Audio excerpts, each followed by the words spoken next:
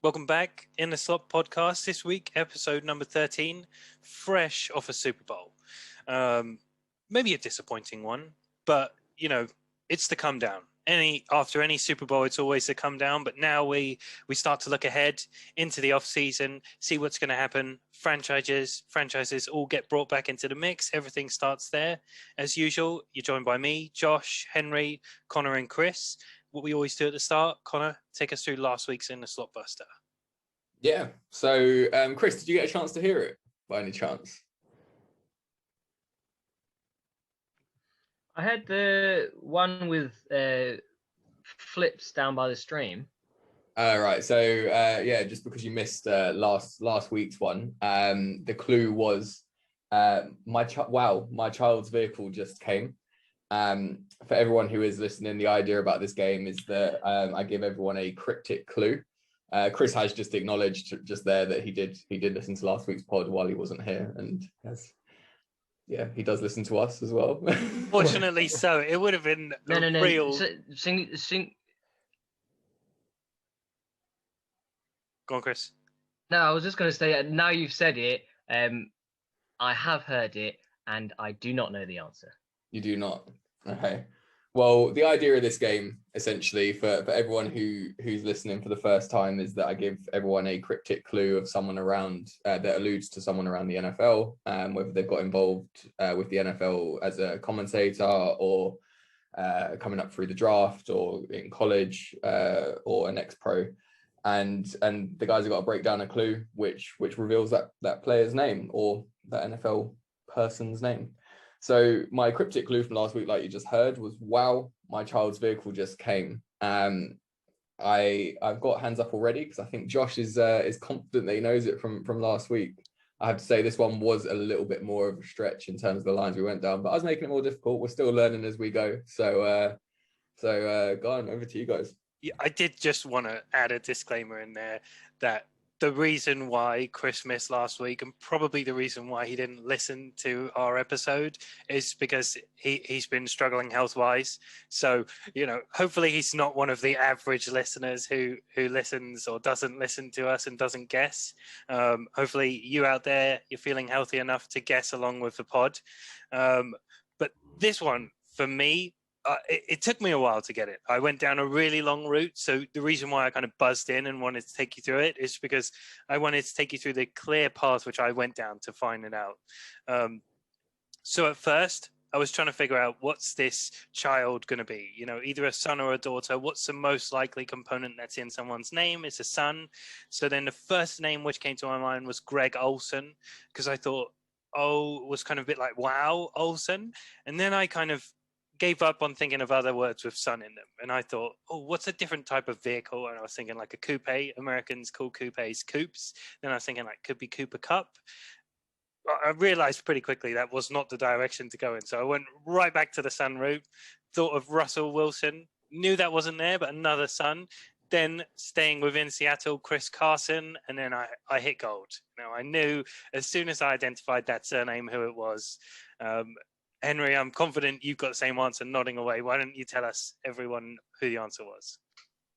Yeah, so I went down a similar route to you. I got to Carson and was at Chris Carson for a little bit, but I settled on the answer of Carson Wentz, which I think might be the right answer. Yeah, no, it is, and it was much more of a tenuous link compared to some of the other ones, which have been absolute direct into what we've got. Obviously, over the last few weeks, Philip Rivers, a little bit more of a play, and there was just a little bit more of a play as well with the came rather than went. But I was hoping you guys would make that link, and obviously you did. And I love that you guys are putting that much thought. So everyone at home, not expecting that level of thought, but just any answer would be great. To be honest, so if we do get an answer next week, there is a prize up for grabs, and we will be coming back to me shortly with the In the Slot Buster for this week. Thanks, Connor. Yeah, and usually at this point in the show, we talk about booms and busts, but there was only one game, and probably the game trumps the booms or busts because that will determine who they were. But let's talk about it. The Super Bowl, I'll admit, massive disappointment for me. we were waiting to see these two teams play against each other. We built it up last week, and I think everyone was really looking forward to it. We'll cycle back to Henry's opinion on it, but the game was marred with penalties, something that wasn't necessarily there for the Bucks against the Packers in the NFC conference conference championship.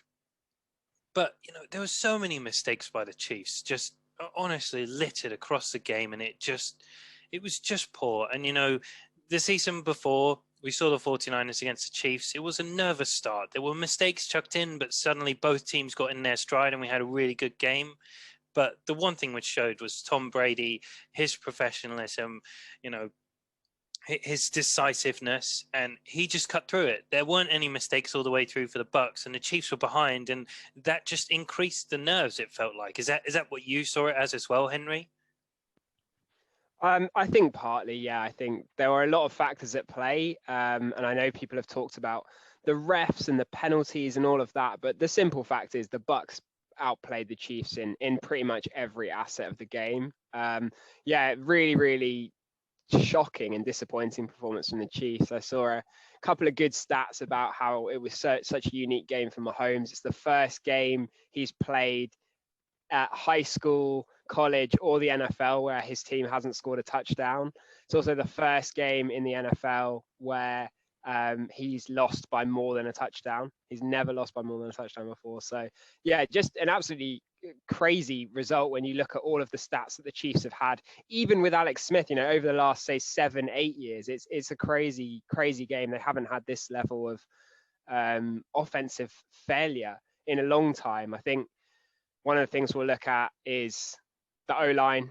I've seen plenty of memes, plenty of videos of Mahomes running for his life. And we talked about it last week. Eric Fisher, not there. They had one of their starting guards, Duvernay Tardif, who's actually a doctor who opted out of the season to work in hospitals for COVID.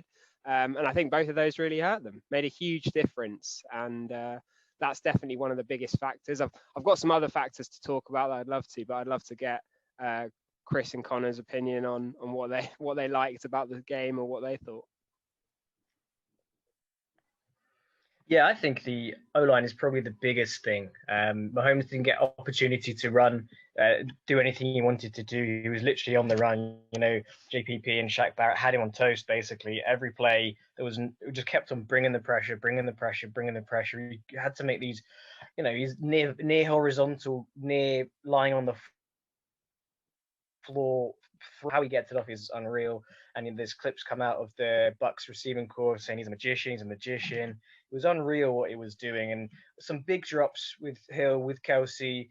But like you said, Josh, Tom Brady, he's the greatest of all time. He's absolute sheer class in terms of what he brings to the roster and to the field. He's elevated that team from one level to probably 2 or 3 echelons higher. He's brought an absolute class. Obviously, Gronk has helped. They've got good attacking players. They've got defensive players. It was disappointing in terms of the penalties. You wanted probably more of a shootout, I think. But the way the Bucks played, and all credit to them, fully deserved. Yeah, absolutely. And you talked about Gronk, and I waited for this point for our resident tight end expert, and you've been pigeonholed now, Connor. It's official. You are the guy we go to for tight ends. And a game of two halves. Gronk massively overperformed, not in comparison to what he's capable of, but overperformed compared to what we expected of him probably going in. Travis Kelce really didn't put up the numbers which he's been putting up. He was probably the most consistent receiving option for the Chiefs still, but he did look a bit banged up, didn't he? What were your thoughts on their 2 games and the overall game itself? No, I absolutely, obviously enjoyed watching Gronk, and I went into this game, obviously, out of last week's, going into it supporting Bucks. I wanted Brady to have a big game, and I suppose just almost as like a throwback sort of thing, it was really nice to see, obviously, Gronk come out of retirement and just team up the way he did with Brady in that game to secure that win. Because you're right, like what you were saying is that there was drops at the beginning of the game. There was that big bounce off the helmet early for the Chiefs. If they make that catch, potentially a different game with the field position they were in. or could have been in. And then on the other side of the ball, you've got Brady being able to throw to Gronk like that, and absolutely loved seeing his performance. It's also, you could see that as well, like Mahomes was under increased pressure, like, and obviously you guys have spoken about the O-line and how little time he had and how he spent all night. What was it? There was something like before there was a stat about how many yards he actually ran without making any gain. Was it like 497 yards of like escape because of how much pressure he was being put under? And in that way, Kelce just became his like rock. It was like, I'm going to throw to you. Obviously, he did look a bit banged up. He dropped a couple. He was really frustrated with himself for dropping them. And you can see his body language the whole game as well. Like when the plays were going down, like Kelce was walking around as if like, we've lost this. And then on the other side of it as well is that Mahomes didn't show that. And there was a really great piece of commentary towards the end of that game as well, which was about Mahomes is, can you ever recover from throwing a strop in this game? Like, because you know you're going to lose. Like Henry said already, that he's never not scored a touchdown. He's never, what was it? He hasn't lost a game in the NFL in how many games? Like 20, how many games was it? But anyway, and he kept his head up. Like at the point they were already losing by how many points, and he's throwing horizontal passes and he's still trying to get the ball into the end zone. He's still running on whatever this injured toe is and all of these things. And he was just showing that grit till the end. And again, yeah, that would just show for next season, like what sort of player he's going to be, because he didn't give up. But no, I thought I personally, I went into it supporting the Bucks. I like, although it wasn't like the shootout everyone wanted, although it wasn't the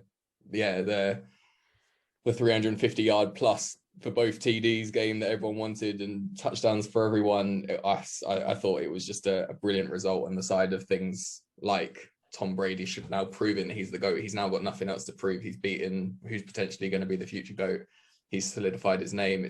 There's another piece of commentary as well during the game where if he now doesn't, where Mahomes now has to win like 7 Super Bowls in his remaining career, and it's so unlikely, like in comparison, like if it'd have been 6-2, but now it's 7-1. It's just like, it's ridiculous. So yeah, great game.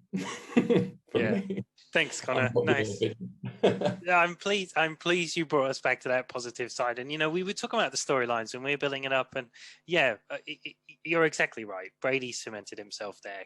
Henry, I know you wanted to touch on several more things. And just before you do, the point you were talking about, Connor, the amount of runs which Mahomes made to try to make these throws. There was a graphic which went out which showed the quarterback's movements prior to passes, completed and uncompleted. And it's just crazy, the difference. Brady is just like a straight line back with a couple of minor moves out to either side. And Mahomes is like, I don't know, like a 2-year-old tried to draw a spider or something. Like it's crazy. It's all over the place. But yeah, Henry, lead us on to some more stats-based side of it. Yeah, there was just something that I thought deserved a lot of credit from the Bucks side that probably won't get the attention that you would have thought. And Chris mentioned Shaq Barrett and JPP. I think Shaq Barrett's a pending free agent. He's going to get paid a huge amount off the back of this season, and particularly this performance. And they were great. If anyone remembers the Super Bowl where the Panthers went 15-1, and in that Super Bowl, Mike Remmers played tackle and got absolutely roasted. And the same thing happened again this time with Remmers stepping in and getting absolutely destroyed for another team in another Super Bowl. But the players I wanted to give extra credit to was Jamel Dean and Antoine Winfield. Antoine Winfield Jr. We spoke about Antoine Winfield Jr. about potentially being the defensive rookie of the year. We'll come on to that in a second. But he had a great game and a pick. And Jamel Dean, one of the biggest turnarounds you'll ever see in terms of a game. So if you remember that week 12 game that we spoke about, it was actually the game where Tyreek Hill had, I think, 220 yards in that first half. And I had him on my fantasy team, I will point out. Yeah, little brag. But this game, I mean, just the difference of this Bucks defense, and in particular, the play of Jamel Dean, who, I think most people, if you're an average NFL fan, you might not have heard of, wasn't a high draft pick, hasn't had a lot of hype, but he had a great game. Really, really impressive, tackled solidly, covered really well.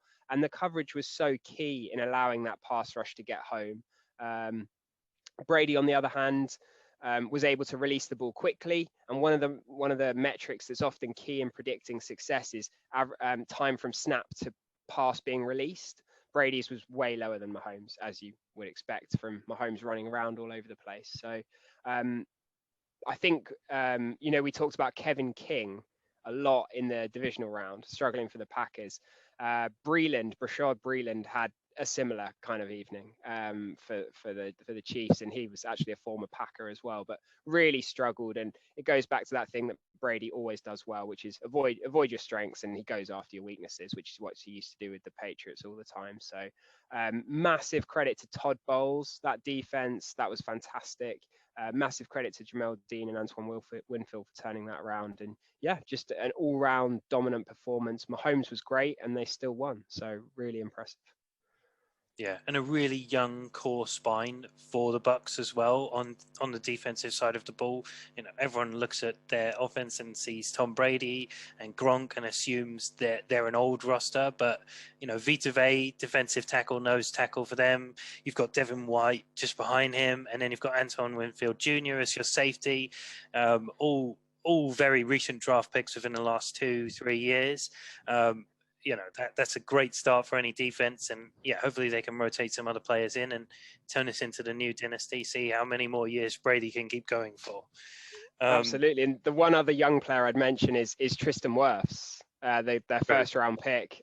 You see the difference in the tackle play between the Chiefs missing Eric Fisher and Tristan Wirfs having a fantastic season with that top draft pick. I was really impressed with him as well. Yeah. It always seems like Tom Brady elevates offensive linemen, but Tristan Wirfs, incredible rookie season and such a big impact. Clearly indifference to exactly what happened with the Chiefs, like you said, Henry. But thanks for that, guys. Connor, why don't you take us through this week's In the Slot Buster, game week number 12? Yeah. So I've already described what the game is, so we'll just go straight into the cryptic clue for this week. So one thing to note is that that we film our podcasts on a Wednesday, so you actually have a whole week or just under a week to get your answers in, and we do it exactly as it's seen on the podcast as well. So I make sure that the guys don't tell me their answers until that week. So as you all have heard earlier in the podcast, they do give me their full description as to how they got to their answer.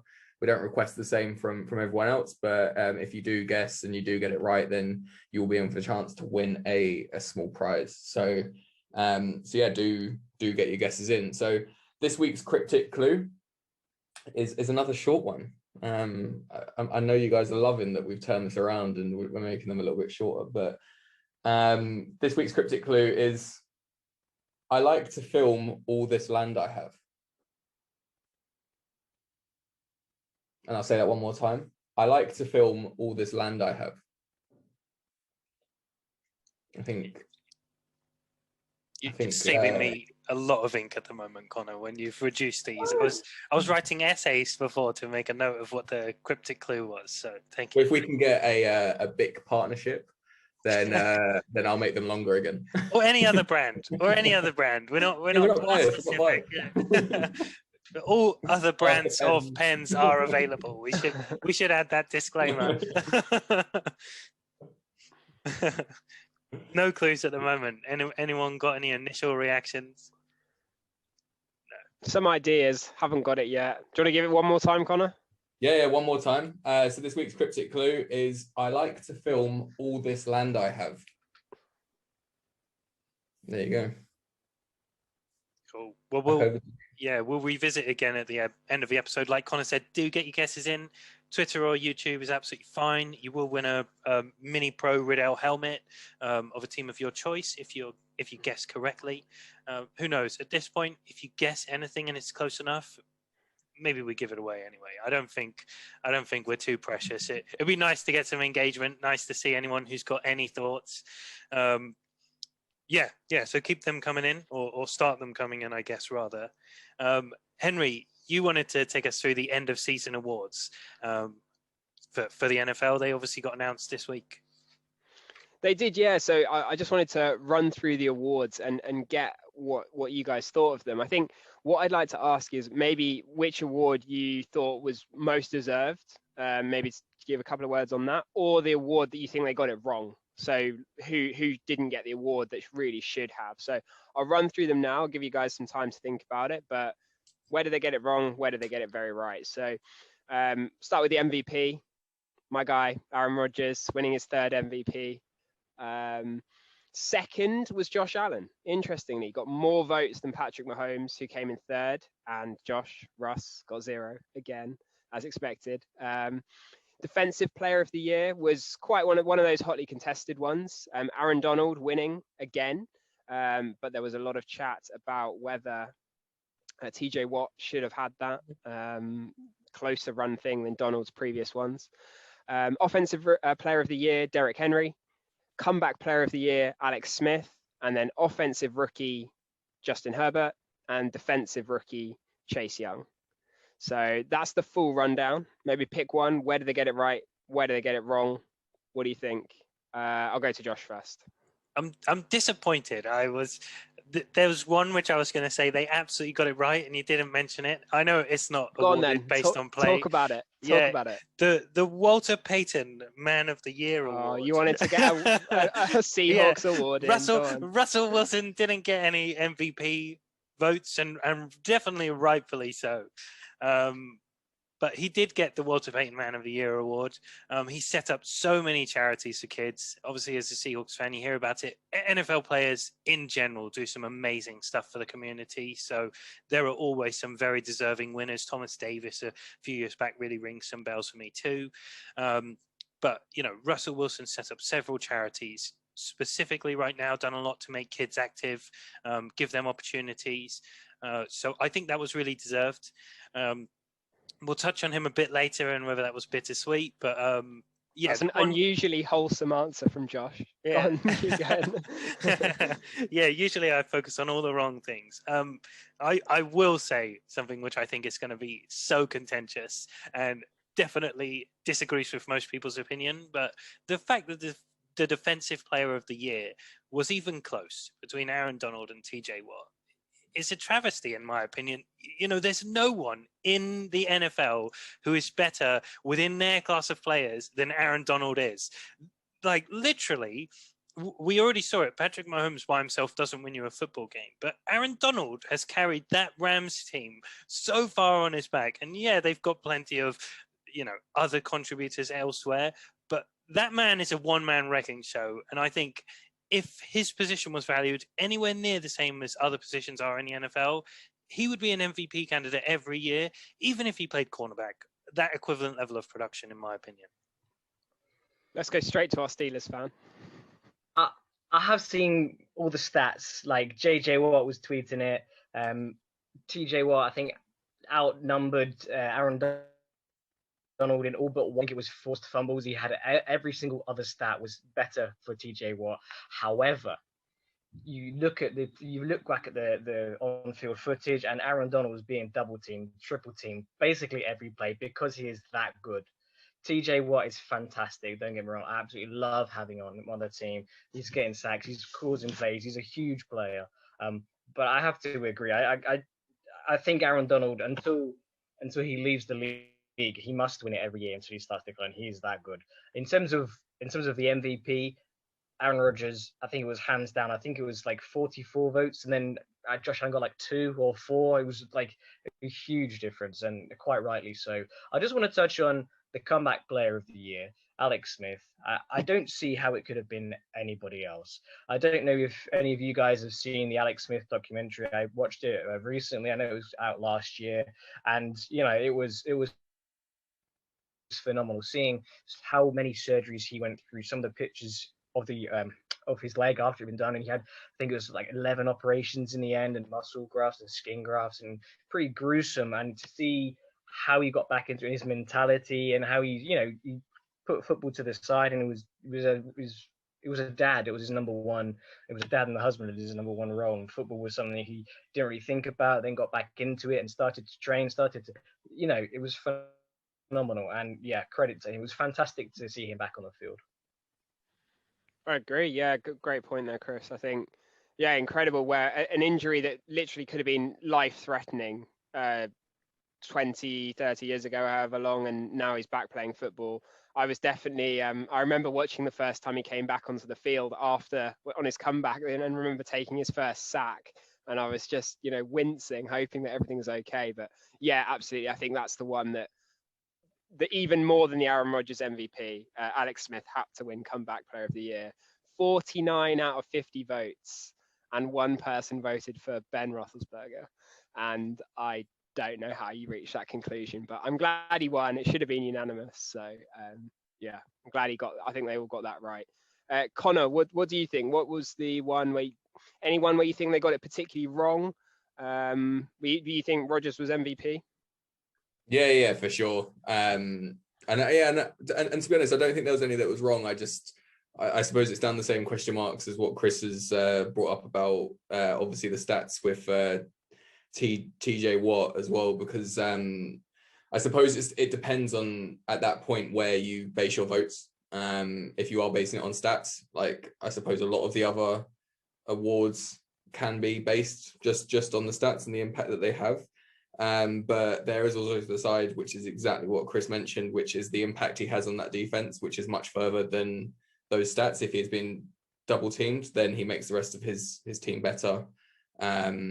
But then there is also the side that, yeah, if you are looking at stats and you are looking at someone who's made an incredibly good defense as well, then TJ Watt's just equally up there for the argument. And it should be quite close between the two of them, because in their own respect, they've done great things for their teams, and they've had huge impacts. So I think it's deservedly correct, but I'm a big fan of and I'm a big believer in that morale side of things and the impact that a big player can have on a team and the level of ability that can rise the rest of the team too. Just like we were talking about, and again, my point about Chase Young before, that big hit that he made, can't remember what week it was, but made a huge hit and won a game that they shouldn't really have won. So it's that sort of impact that a player can make, and yeah, why I think he's probably a good one to have deserved Defensive Rookie of the Year as well, because he really did start to show his impact of what he had at the end of the season and what he'll bring to that team as they progress into next year as well. Yeah. Good points, Connor. And in terms of the Aaron Donald debate, I was just thinking as we're going through, I mean, that man has such an impact that even after he's subbed out for a player or down, it seems like he's weakened the other team's offensive line, that his teammates still have the advantage in that situation. Even when he's not on the field, it feels like he makes an impact. And I'm pleased you talked about Chase Young, because obviously I know he was a big side for you, Connor, previously. But I was just looking back at the defensive players taken, and there really wasn't much competition at all for that spot. It was not a great draft class for the defensive side of the ball. I'm sure it will be in years to come when we look back, but yeah, Chase Young, deserved winner there too. Yeah, agreed. I think, I think Antoine Winfield is one of the few where you would potentially have a stake in a claim, as obviously I'm sure he's probably quite happy with his awards with his Super Bowl right now. I think just to finish off on the Donald complaint, I think the gap between Donald and anyone else at his position is bigger than any other position in the NFL. I think there's a very reasonable argument to say TJ Watt's the best pass rusher, or outside linebacker best pass rusher in the league, but I think that the gap between Donald and anyone else is just unbelievable. And it might take breaking the sack record. I think the sack record's going to go soon. It's going to happen with the league going more pass heavy, and I think TJ Watt's got a great chance of doing that. I thought it was going to be Von Miller. Didn't happen. The one for me, I actually think the voters got a lot right. I think I agree with all of them except one. And the one I really don't agree with is the offensive rookie. I think Justin Jefferson should have won that comfortably. I think what we saw from Jefferson this year was unreal. One of probably the best rookie season from a receiver ever. Certainly up there with Randy Moss and Odell for that top three ever.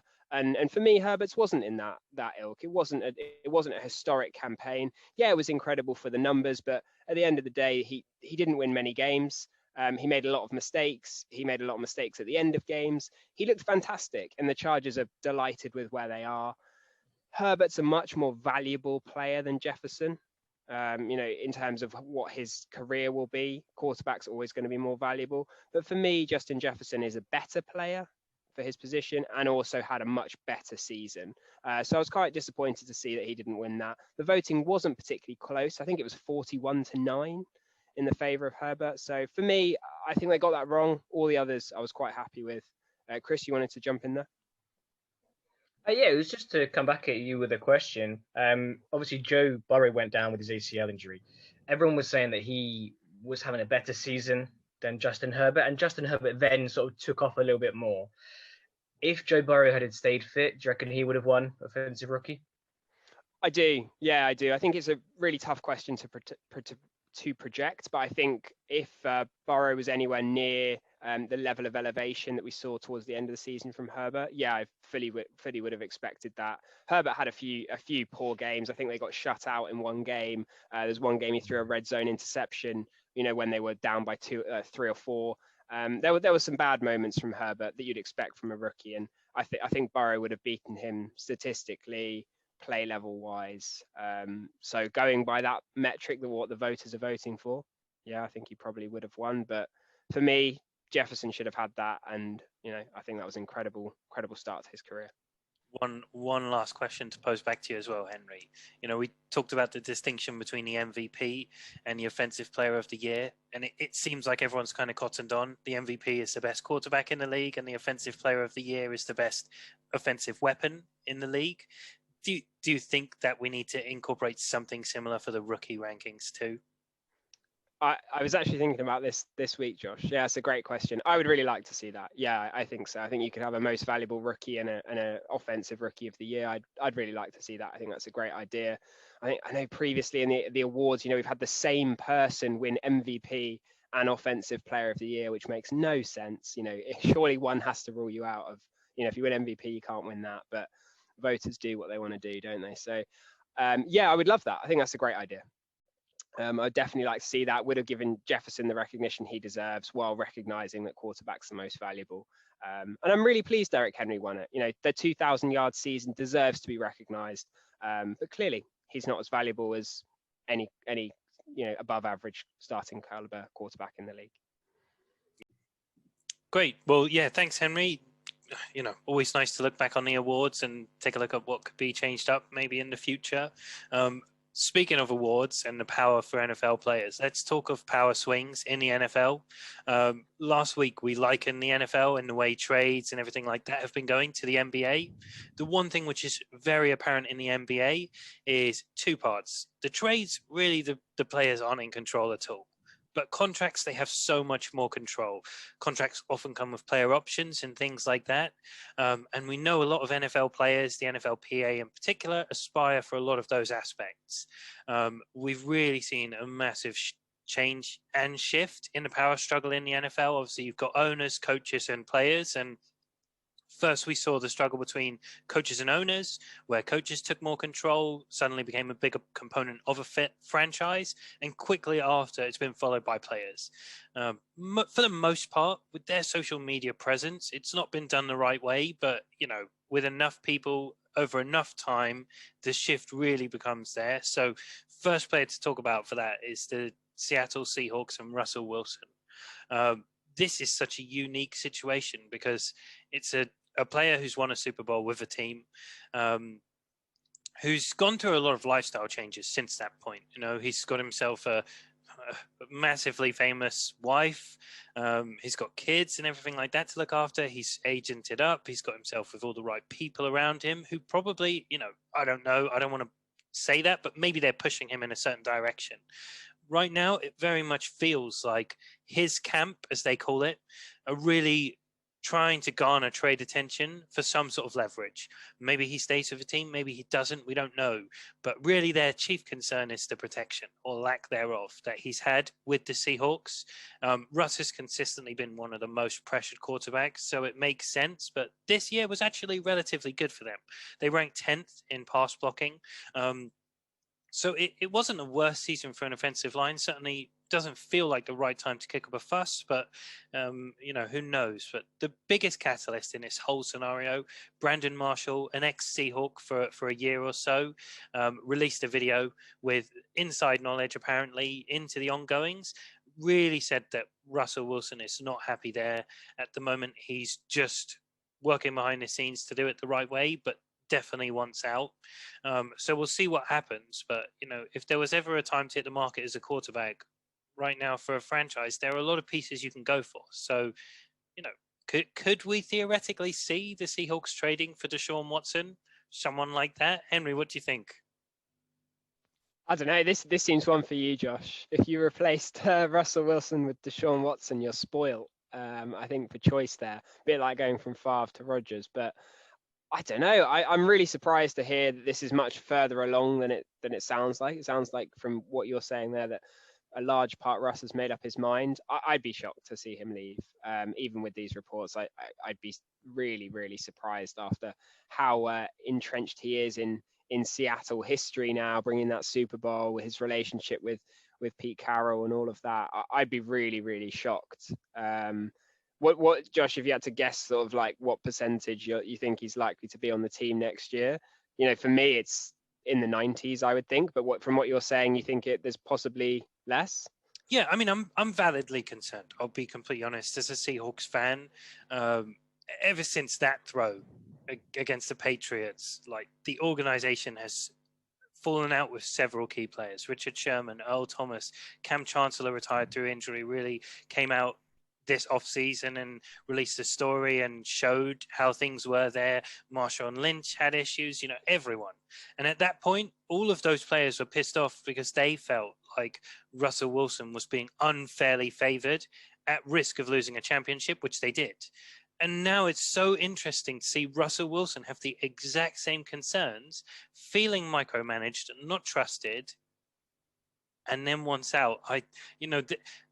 There's smoke where there's fire. That's my concern. Ultimately, some part of this team is not controlling its players well enough, which is really disappointing. When we talked about Pete Carroll a couple of weeks ago, and we said he's a culture guy. This should not be happening. Yeah, you've lost a Super Bowl, which it's probably the worst thing a franchise can go through for morale. But yeah, I don't know. Maybe I'd say 80%, 85%. It's only a 15% chance in my mind, really, that he goes. But 15% is a lot for a franchise quarterback and the guy they've built around for several years.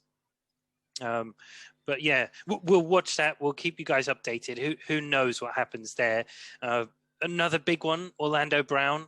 He's requested a trade after playing half a season, standing in for Ronnie Stanley, playing left tackle. Now he's decided that he wants to play left tackle or he's not playing ever again. And it's like, come on, pull yourself together. People are trying to make a stand and do it the right way. And this is ridiculous, isn't it? I mean, Connor, come on, you play offensive line. If you're blocking for a left-handed quarterback like Tua, do you demand to play right tackle rather than left tackle? I mean, what difference does it make?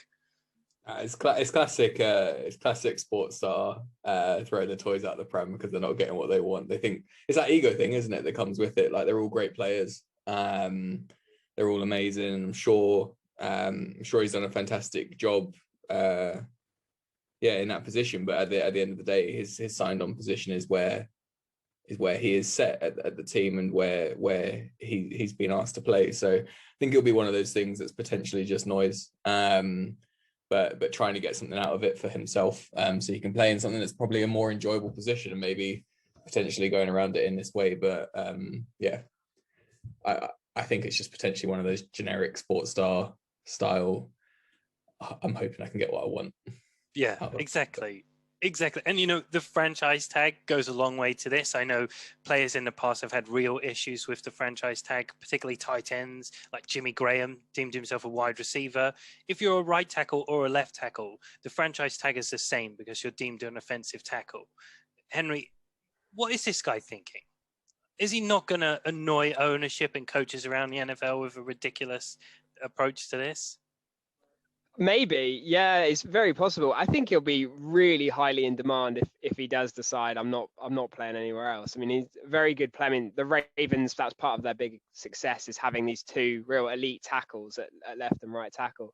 It's an interesting one, isn't it? Because the added complexity of this one is his dad is a Hall of Fame tackle who played left tackle, and so his dad has apparently, I read an article saying that his dad, they'd grown up with him growing up, his dad had said, in this house we play left tackle, and so that's in his head that he's like, right, I have to play this only, I'm not playing anywhere else. But like you said, Josh, like if it's a left-handed quarterback, what are you going to do? And they've shown, I think analytics have shown that the gap between left and right tackle is not nearly as big as it was once thought.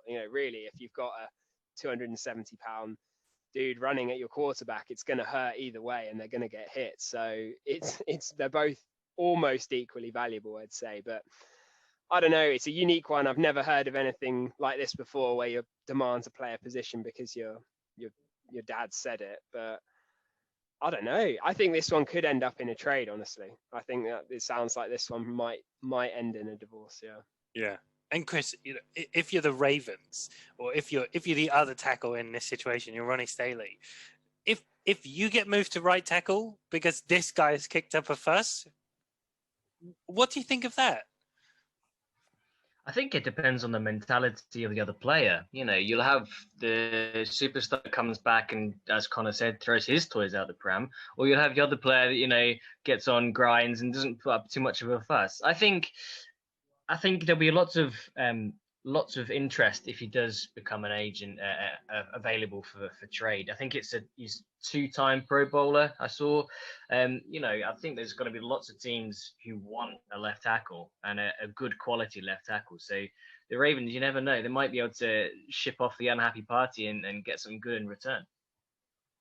Yeah, and I wonder, like Henry said, comments from his dad almost certainly didn't help, but when he was coming into the NFL as a draft prospect, he was viewed as this athletic tackle and projected better to the right-hand side, and that's probably not helped things either. Probably all those scouts. So who knows? Watch this one.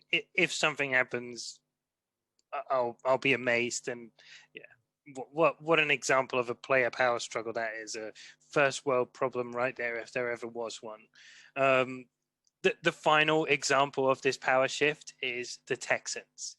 Deshaun Watson demanded a trade. He's been dragging on. He's not been the first quarterback traded this offseason yet. Matt Stafford claimed that title. And the next escapade in this saga has been the Texans president resigning. That is purely to keep Deshaun Watson, isn't it, Henry? Probably. Yeah, honestly, probably. I think that's likely to be heavily linked. I mean, I don't know the full story about the resigning, but I think probably almost any move in the Texans organization now is going to be backtracking on how they've treated Deshaun Watson to try and keep him, I would think. I don't think it's going to work. I think even that I've seen the words of the new GM and head coach saying we're really looking forward to working with Deshaun Watson. I think we're going to have a lot of success together. I don't think it's going to work. I think he'll hold out. I don't think he'll play for the franchise again, regardless of what happens. I think the damage is done there, but who knows? Maybe they're realizing some of their mistakes, making decisions without telling him when they said they were going to.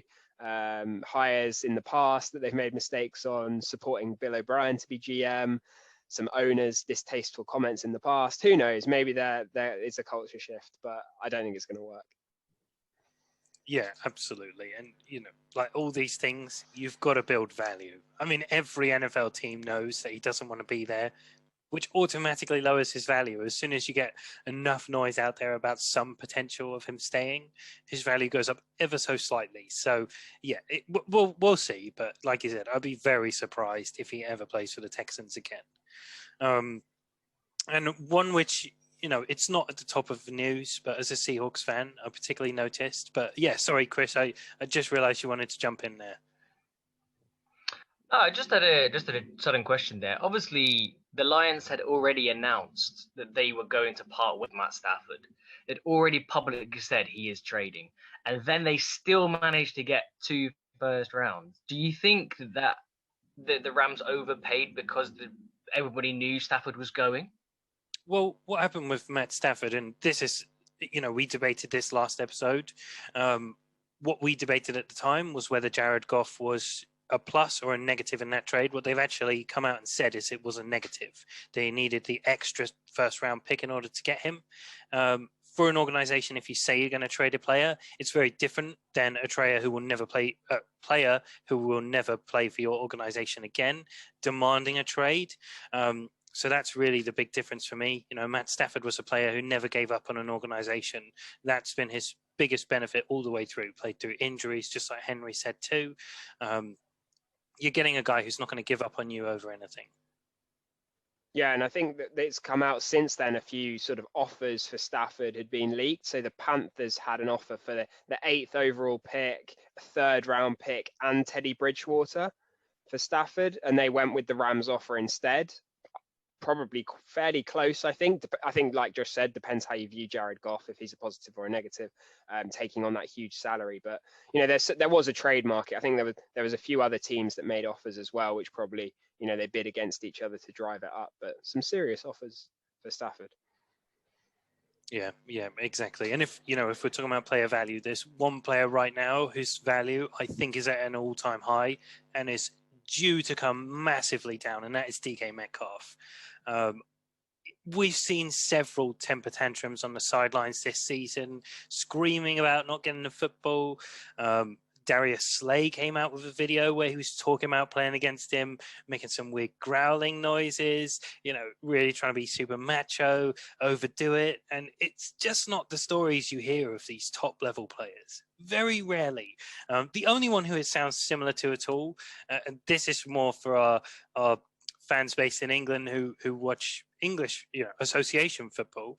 The England national team, there was one time when they were talking about Jermaine Defoe and what he's like as a player, that guy who always lies about everything. And that's the only scenario I can think of a professional athlete exhibiting this level of behavior. It's crazy. He had, one really good season and he already thinks he's made it. It's like he's never going to put the effort in again.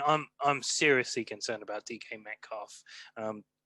Probably going to be the next Antonio Brown, in my opinion, but maybe not be back to win a Super Bowl. I don't know. What do you think, Henry? It's a contentious point. Oof. The next Antonio Brown. That's a loaded statement. I don't know. I mean, they're both insanely talented. Honestly, I don't know. I think DK's a crazy talented player. When I've seen him in interviews, always seems very humble, down to earth, intelligent guy. But yeah, there's been some interesting goings on, particularly sideline tantrums, and it's difficult if you draw the line. Is it he's his anger is getting the best of him and taking attention and energy away from his team, or is he just hyper competitive? I don't know. You're probably better placed to make that call as a Seahawks fan, Josh. But I think probably what's for certain is that it's a big upcoming season for him. I think this will be his 3rd year. So, coming into the end of that rookie contract, fresh off the back of a very disappointing year, particularly the second half, potentially 15% chance, according to Josh, he'll have a different quarterback. So yeah, a lot of things for DK to prove this upcoming year, I think. Yeah, absolutely. And talking about the off season, there's all these timelines to consider. Where does everything fit in? How does all the next steps work? The next part, February 23rd until March 9th, we've got the franchise and transition tag period. So 2 big candidates for that: Dak Prescott, Allen Robinson, I think would be very likely to be tagged. In Robinson's case, tag traded probably. But yeah, watch out for that. Then March 15th to 17th, that's the legal tampering period where clubs are allowed to legally discuss terms with pending free agents, but not agree to contract terms. Then March 17th, that's when the free agency class opens, 4 p.m. New York time. So that's going to be a free-for-all. Usually is. You've got waves. First wave is when all the key signings happen, and after that we see the value pickups. Players like Shaq Barrett, that's when they go and then have huge seasons. Michael Bennett, there's always 1 or 2 each year. So watch out for that. April 5th, that's when clubs who have new head coaches can begin all their off-season workouts.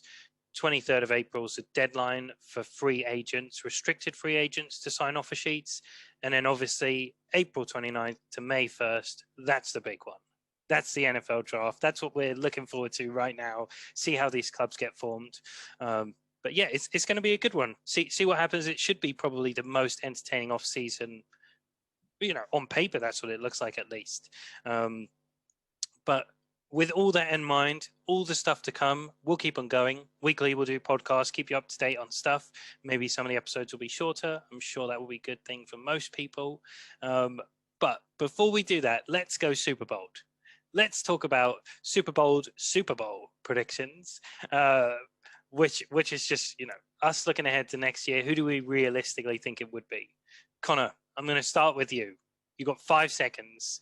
Who do you think is Super Bowl? I was saying Super Bowl, and then I realized that was a terrible play on words. Predictions, but it's fine. It's fine. Yeah, I'm going to go bold. Obviously, I'm going to keep the Chiefs in. But I'm going to go bold in the NFC and go for the Giants. I'm sticking to it. Unfortunately, Connor did tell us that before he announced it. That's why he went first. It's still shocking. Yeah. It's still shocking. The most disappointing part is I'm huge on Dan Jones. I'm huge on the Giants, and even that makes me feel like I'm against the Giants because no way, no way. Put money on it, please. Better chance of first overall pick. I'd say. Definitely not putting money on it, but I said I'm going to go bold. So, all right, fair enough, Connor. Chris, what about you? Who's your Super Bowl prediction?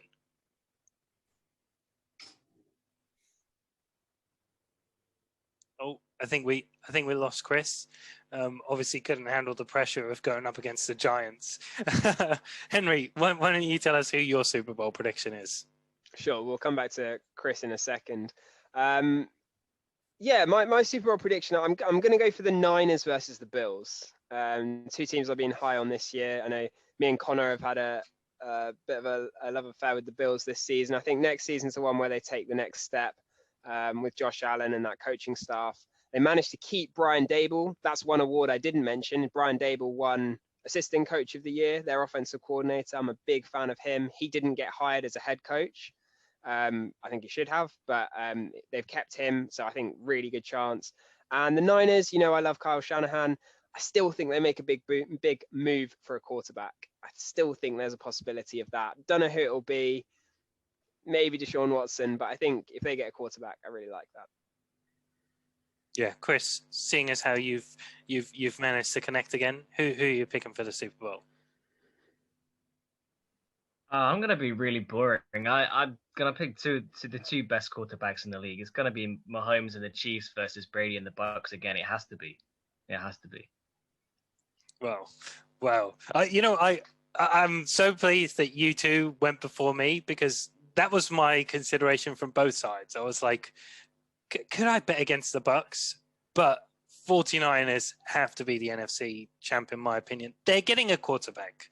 Like they are. It's going to be Deshaun Watson. It could be Justin Fields. It could be Trey Lance. Whoever they get will be the right quarterback, and they will be in the Super Bowl. And the other side, I went safe, and I went for the Chiefs. I was thinking about the Bills, but I went safe. We'll see. Or the Chiefs could just drop off entirely. Who knows?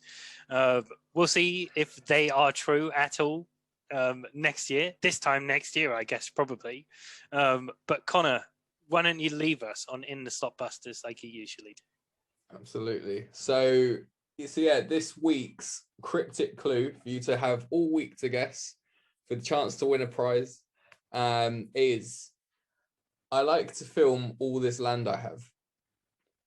So make sure you get your guesses in on YouTube, whether you get them in on Twitter or Facebook, wherever you want to comment and leave it, we will look before the podcast.